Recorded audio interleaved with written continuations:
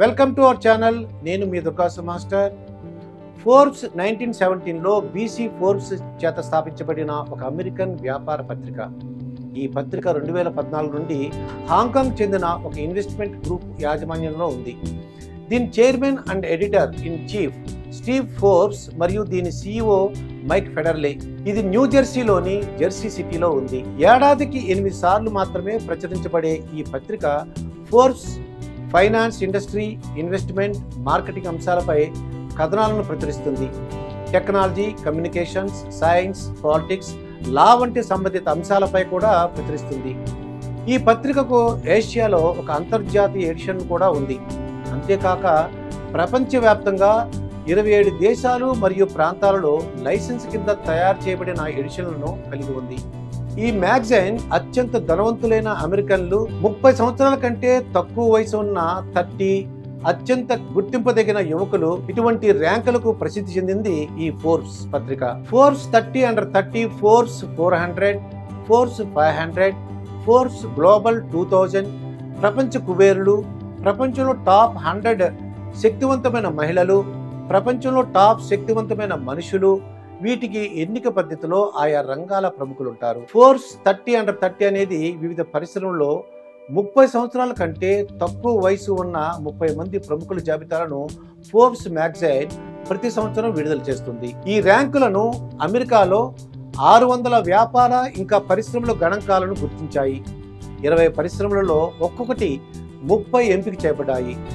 Asia, యూరోప్లో మొత్తం 300 మందికి 10 కేటగిరీలు ఉండగా ఆఫ్రికాలో 30 మందితో ఒకే జాబితా ఉంది. ఫోర్బ్స్ అనుబంధ సమావేశాలను నిర్వహిస్తుంది మరియు దాని వెబ్సైట్ యొక్క 30 అండర్ 30 అని పిలువబడే ఒక విభాగాన్ని నిర్వహిస్తుంది. ఫోర్బ్స్ మ్యాగజైన్ ప్రచురించిన 400 లేదా 400 మంది అత్యంత ధనవంతులైన అమెరికన్ల జాబితాను అమెరికాలో ఆస్తులు కలిగి ఉన్న 400 మంది అమెరికన్ పౌరుల నికర ఆస్తి విలువ ఆధారంగా ర్యాంక్ చేశారు.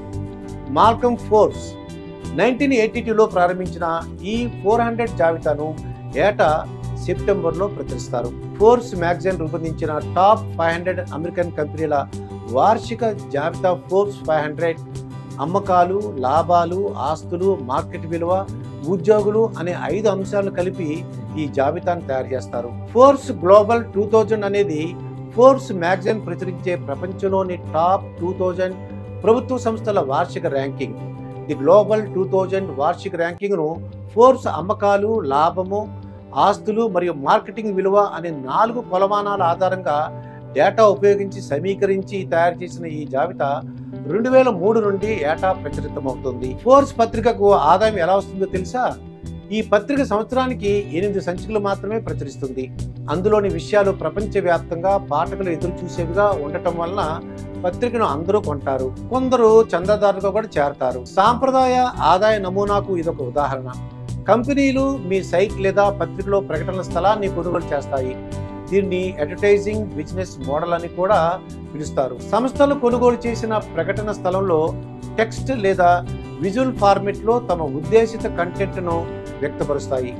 మ్యాగజైన్లో ధర, paper click, pay pay per view మరియు ఆన్లైన్లో అంగీకరించిన ఇతర వ్యూహాల కోసం ప్రామాణిక ప్రకటనల స్థలాన్ని ఉపయోగించి కంపెనీలు తమ ప్రకటనలను ప్రమోట్ చేయడానికి మీకు చెల్లిస్తాయి. లైవ్ ఈవెంట్లు గణనీయమైన ఆదాయ మార్గంగా మారాయి.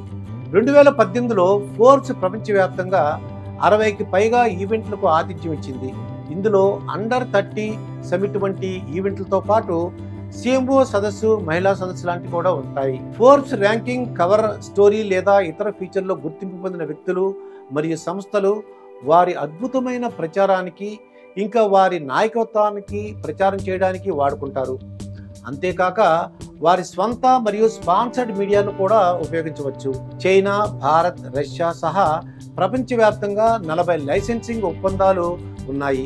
వీటి ద్వారా ఆదాయం వస్తుంది. ఫోర్బ్స్ యొక్క ప్రస్తుత ఆదాయం వ్యూహం లైవ్ ఈవెంట్లను పెంచడం మరియు స్కేలబుల్ ఉత్పత్తులను సృష్టించడానికి దాని బ్రాండ్ మరియు పాఠకులను ఉపయోగించడం, విద్య, కామర్స్ వంటి రంగాలలో ఆదాయ అవకాశాలను పరిశీలిస్తున్నారు. ఫోర్బ్స్లో ర్యాంక్ తెచ్చుకోవడాన్ని కంపెనీలు, వ్యక్తులు ఎంతో ప్రతిష్టాత్మకంగా భావిస్తారు.